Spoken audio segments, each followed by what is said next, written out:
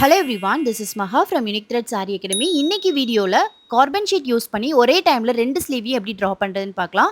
First நீங்கள் கிளாத்தை fold பண்ணிக்கோங்க. ஃபோல்ட் பண்ணிவிட்டு கீழே இந்த மாதிரி ரெண்டு கார்பன் ஷீட் வச்சுக்கோங்க.